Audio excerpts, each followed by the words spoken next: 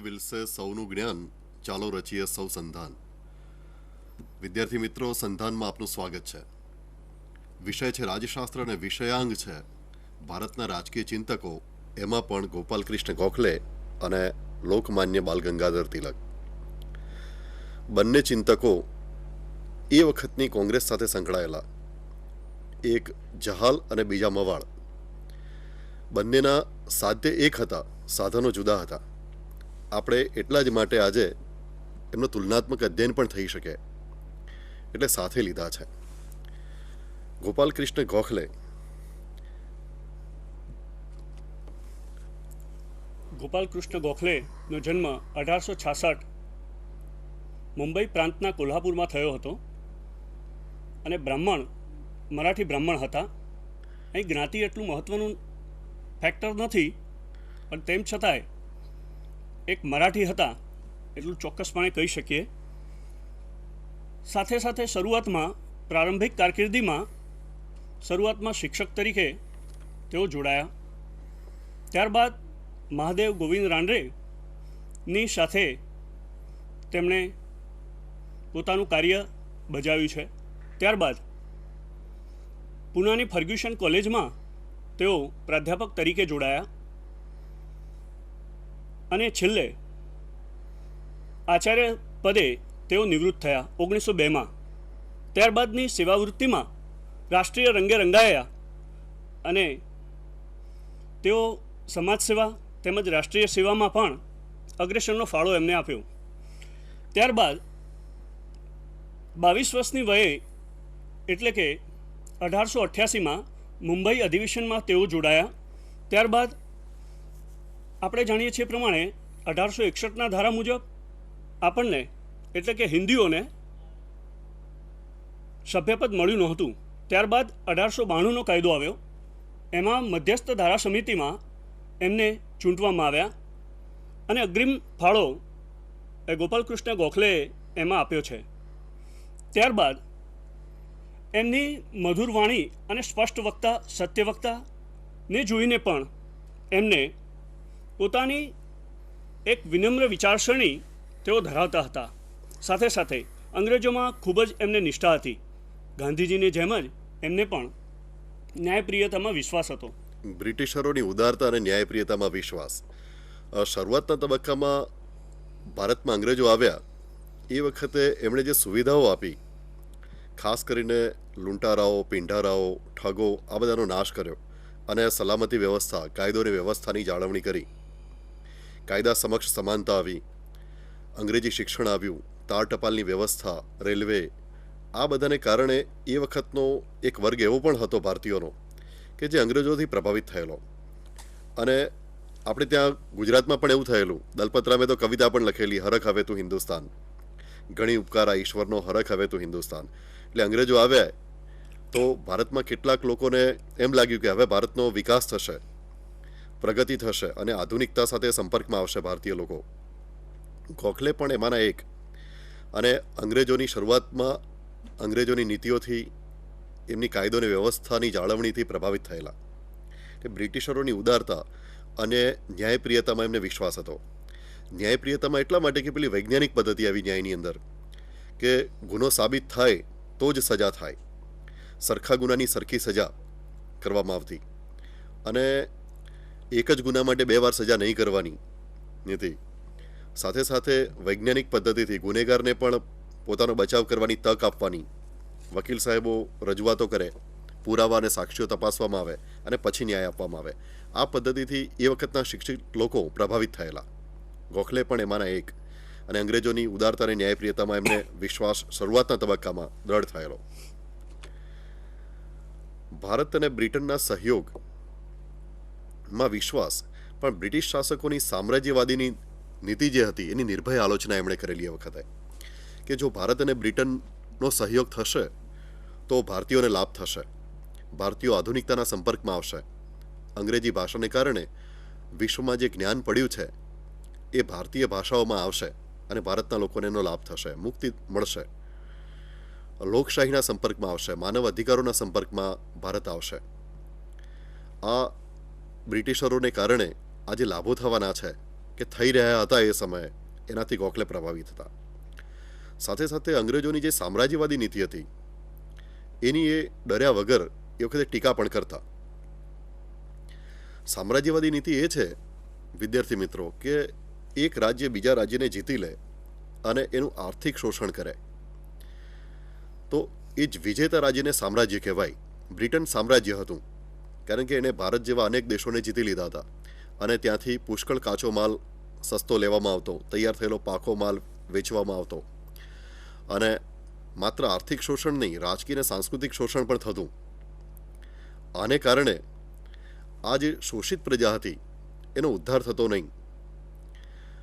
તો ગોખલેનું એવું કહેવું હતું કે બ્રિટન જે સામ્રાજ્યવાદી નીતિ અપનાવી રહ્યું છે ભારતમાં, એનાથી ભારતીયોને નુકસાન થઈ રહ્યું છે અને લાંબે ગાળે ભારતીયોનો સહકાર, ભારતીયોનો રાજ્ય પ્રત્યેનો પ્રેમ એ ગુમાવી બેસશે. આ પણ એ જાહેરમાં ટીકા કરતા એ વખતે. બંધારણીય સાધનો અને કાયદેસરના આંદોલનોમાં અડગ વિશ્વાસ. બંધારણીય સાધનો એટલે સ્વતંત્રતા મેળવવા માટેના સાધનો જુદા જુદા છે. એક તો બંધારણીય સાધનો. ઉદારવાદી ચિંતકો મોટે ભાગે બંધારણીય સાધનોની હિમાયત કરતા હોય છે. રાજકીય માંગ રજૂ કરવા માટેની 3 અગત્યની પદ્ધતિઓ છે. એક ઉદારવાદી પદ્ધતિ, એમાં તમે બંધારણીય સાધનો દ્વારા તમારી તકલીફો સરકાર સમક્ષ રજૂ કરો છો. એમાં અરજીઓ કરવી, વિનંતીઓ કરવી, ડેલિગેશન મોકલવું, ફરીથી અરજીઓ કરવી, વધુમાં વધુ ઉપવાસ, આ બંધારણીય પદ્ધતિઓ હતી અને કાયદેસરના આંદોલનો હતા રાજકીય માંગ રજૂ કરવા માટેના. બીજી એક પદ્ધતિ હતી આંદોલનની પદ્ધતિ, ઉગ્ર આંદોલનો કરવા, જે તિલક કરતા. તિલકે ઉગ્રવાદ અપનાવ્યો. મિત્રો ધ્યાન રાખજો, ઉગ્રવાદમાં હિંસા નથી. ઉગ્રવાદ અહિંસક છે, છતાંય રજૂઆત ઉગ્ર રીતે કરવામાં આવે છે. અધિકારો અને ફરજોની ભાષામાં તિલકે કહ્યું કે સ્વરાજ મારો જન્મસિદ્ધ હક છે અને લઈને જ જંપીશું. તો આ જે રજૂઆત છે એ ઉગ્રવાદી રજૂઆત છે, જ્યારે ગોખલે ઉદારવાદી છે, બંધારણીય સાધનોને કાયદેસરના આંદોલનમાં વિશ્વાસ કરે છે. ત્રીજો એક માર્ગ છે અને ત્રાસવાદ છે કે હિંસા દ્વારા રાજકીય માંગો રજૂ કરવી.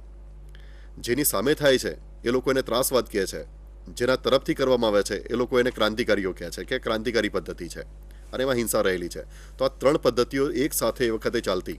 ઉદારવાદી પદ્ધતિ, જેમાં ગોખલે, રાનડે આ બધા હતા. ઉગ્રવાદી પદ્ધતિ, જેમાં લાલા લજપતરાય, બાલ ગંગાધર તિલક, બિપિનચંદ્ર પાલ એ લોકો હતા. અને ત્રીજી ક્રાંતિકારી પદ્ધતિ. 3 પદ્ધતિઓથી રાજકીય માંગ એ વખતે સ્વાતંત્ર્યની માંગ થતી હતી. તો ગોખલે ઉદારવાદી ચિંતક છે અને બંધારણીય સાધનો અને કાયદેસરના આંદોલનોમાં એને વિશ્વાસ છે. કોમી એકતામાં અતૂટ વિશ્વાસ. એ વખતે હિન્દુ મુસ્લિમ ઝઘડાઓ શરૂ થઈ ગયેલા. અંગ્રેજોના સમયમાં જ ભાગલા પાડો ને રાજ કરોની નીતિ, ડિવાઇડ એન્ડ રૂલ, એ સામ્રાજ્યવાદીઓની આ નીતિ જ હોય છે કે જે સમાજ ઉપર એ શાસન કરતા હોય છે, જે સમાજને ગુલામ બનાવે છે, એ સમાજની અંદર તડા પડાવવા, એને વિભાજિત કરી નાખવો અને એનું આર્થિક શોષણ કરવું, રાજકીય શોષણ કરવું, લશ્કરી શોષણ કરવું. લશ્કરી શોષણ એટલે એમના સૈનિકોને લશ્કરમાં ભરતી કરવાના અને એ સૈનિકો દ્વારા બીજા રાજ્યોને જીતવાના. આ પણ એક જાતનું શોષણ છે. તો ભાગલા પાડો ને રાજકરોની નીતિને કારણે ભારતમાં હિન્દુ મુસ્લિમ ઝઘડાઓ, દંગાઓ એ વખતથી શરૂ થઈ ગયેલા. ગોખલે આધુનિક હતા, કોમી એકતામાં અતૂટ વિશ્વાસ રાખતા, માનવીને માનવી તરીકે જોતા અને ધર્મ વ્યક્તિની અંગત બાબત છે એમ એ માનતા. સાથે સાથે નૈતિકતાને પણ મહત્વ આપતા. જે મુદ્દો આપણે આગળ જોવાના છીએ, તો કોમી એકતામાં અતૂટ વિશ્વાસ આ બંને નેતાઓને છે, ગોખલે ને તિલક બંનેને. સત્તાના કેન્દ્રીકરણનો વિરોધ. વિદ્યાર્થી મિત્રો, આપણે ગોખલે અને તિલક બંને રાજકીય ચિંતકોને ગયા સત્રમાં ભણી ગયા હતા, પણ આ સત્રમાં જ આપણે કઠિન બિંદુ ઉપર જ ભાર મૂકવાના છીએ. સત્તાના કેન્દ્રીકરણનો વિરોધ. તમે જુઓ કે એ વખતની કોંગ્રેસના, એટલે આઝાદી પહેલાની જે કોંગ્રેસ હતી, એ વખતના તમામ નેતાઓ સત્તાના કેન્દ્રીકરણનો વિરોધ કરતા. જે સ્વાતંત્ર્ય ઝંખે છે એ બધા જ સત્તાના કેન્દ્રીકરણનો વિરોધ કરે છે અને સત્તાનું વિકેન્દ્રીકરણ કરવાની વાત કરે છે. તો ગોખલે પણ સ્વાભાવિક રીતે જ અને તિલક પણ સત્તાના કેન્દ્રીકરણનો વિરોધ કરે છે. રાજકારણનું આધ્યાત્મિકરણ. ગોખલેની જો કોઈ વાત ગાંધીજીને ગમી ગઈ હોય તો એ આ હતી કે રાજકારણમાં નીતિમત્તા હોવી જોઈએ. જેમ વ્યક્તિગત જીવનમાં નીતિમત્તાનું સ્થાન છે અને એનું મહત્ત્વ પણ છે, એવી જ રીતે રાજકારણમાં પણ નીતિમત્તાનું મહત્ત્વ છે એમ ગોખલે માનતા. અને ગાંધીજી આ વાતથી ખૂબ પ્રભાવિત થયેલા. માટે ગાંધીજીએ ગોખલેને પોતાના રાજકીય ગુરુ માનેલા. બધા જ જાણે છે. એ વખતના ચિંતકો માત્ર ચિંતન આપીને, માત્ર વિઝન કે દર્શન આપીને છૂટી નહોતા જતા. સાથે સાથે એ કર્મ પણ કરતા, એ દિશામાં પગલાં પણ ભરતા પોતાના ચિંતનને સાકાર કરવા માટે. ગોપાલકૃષ્ણ ગોખલેએ ભારત સેવક સમાજની સ્થાપના કરેલી. એને અંગ્રેજીમાં સર્વન્ટ ઓફ ઇન્ડિયા સોસાયટી કહેવાય છે. ભારત સેવક સમાજમાં યુવાનો જોડાતા અને નિસ્વાર્થપણે ભારતના લોકોની સેવા કરવી, એમની મુશ્કેલીઓ સરકાર સમક્ષ રજૂ કરવી, સરકારની જુદી જુદી યોજનાઓ લોકોને જણાવી, આ અહિંસક રીતે અને ઉદારવાદી પદ્ધતિથી આ લોકો સેવા કરતા. વહીવટી સુધારા માટે તત્કાલીન માંગો. એ વખતે ગોખલેએ અંગ્રેજ સરકાર સામે કેટલીક સમસ્યાઓ રજૂ કરી કે ભારતના લોકોની આ સમસ્યાઓ છે અને એ સમસ્યાઓ આવા વહીવટી સુધારા કરવાથી દૂર થઈ શકે. જેવા કે લશ્કર પાછળ ઓછો ખર્ચો કરવામાં આવે, લોકોના કરવેરા ઉઘરાવવામાં આવે છે અને એ પૈસાની આવક અંગ્રેજો મોટે ભાગે લશ્કરને નિભાવવા માટે વાપરી નાખતા.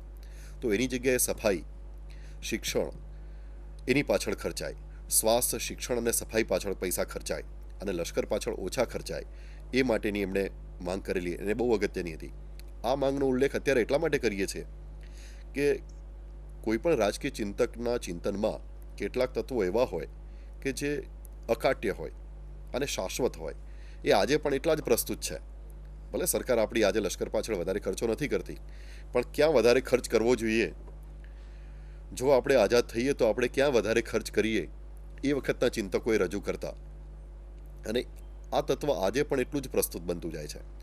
જુઓ, તમે કોઈ રાજકીય ચિંતકોનો અભ્યાસ કરો ત્યારે એ ખાસ ધ્યાનમાં રાખવાનું કે એ ચિંતકના જે વિચારો છે એ આજે કેટલા પ્રસ્તુત છે, આજેની પ્રસ્તુતતા છે કે કેમ, એ પણ સાથે સાથે જોતા રહેવું જોઈએ. દરેક ચિંતનમાં બે પ્રકારના વિચારો હોય. એક એ સમયની જે સમસ્યાઓ હોય એના ઉકેલ માટેના વિચારો હોય, અને કેટલાક વિચારો એવા હોય કે જે શાશ્વત હોય, હંમેશા એ પ્રસ્તુત રહેતા હોય. તો હંમેશા પ્રસ્તુત રહેતા વિચારો કયા છે એના પર પણ ખાસ ધ્યાન આપવું જોઈએ. સ્વદેશનું સમર્થન પણ બહિષ્કાર પ્રત્યે આશંકા. જો ગોખલે અને તિલક બંને આ બાબતે જુદા પડ્યા છે. ગોખલે સ્વદેશનું સમર્થન કરે છે. સ્વદેશી એટલે માત્ર સ્વદેશી કપડાં નહીં, તમામ પ્રકારની સ્વદેશી ચીજવસ્તુનો ઉપયોગ કરવો, જેથી ભારતના પૈસા ભારતમાં રહે, ભારતના લોકો સુખી થાય. સ્વદેશી વસ્તુઓ, સ્વદેશી સરકાર, સ્વદેશી ભાષા, સ્વદેશી સાહિત્ય, બધું જ સ્વદેશીની વાત છે અહીં. અને વિદેશી પ્રત્યે બહિષ્કાર. અહીં તિલક વિદેશીના બહિષ્કારની વાત કરે છે, ગોખલે વિદેશીના બહિષ્કારની વાત નથી કરતા. પણ એના પરિણામો સંદિગ્ધ છે એમ કહેતા કે વિદેશીનો બહિષ્કાર કરીશું તો દેશને લાભ થશે કે નહીં, એ બાબતમાં શંકા છે.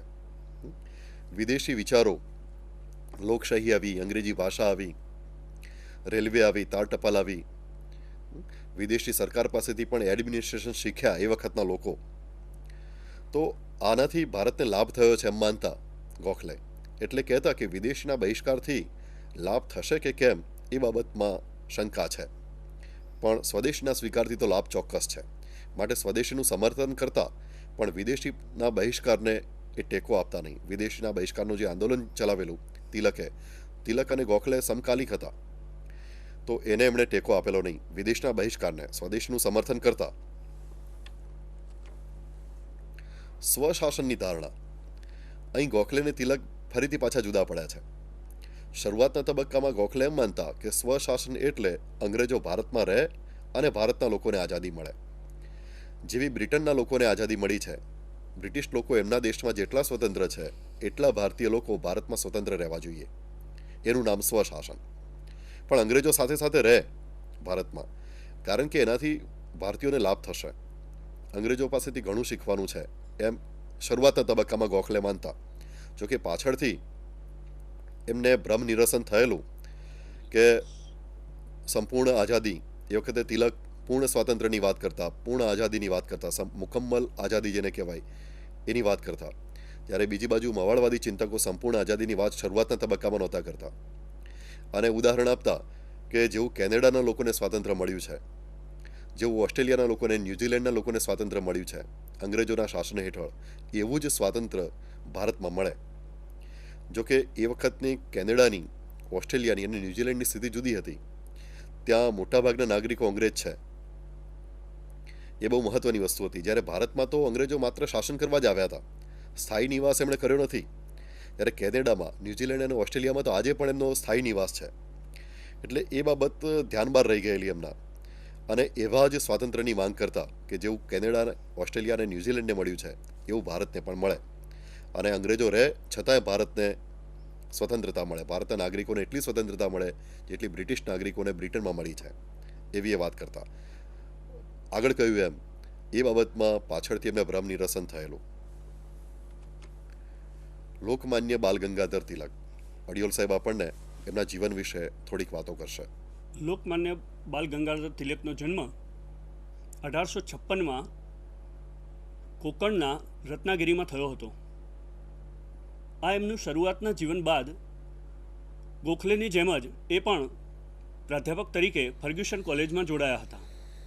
ત્યારબાદ એમને પણ રાષ્ટ્રીય રંગમાં એ પણ રંગાઈ ગયા હતા. એવી જ રીતે ડેક્કન એજ્યુકેશન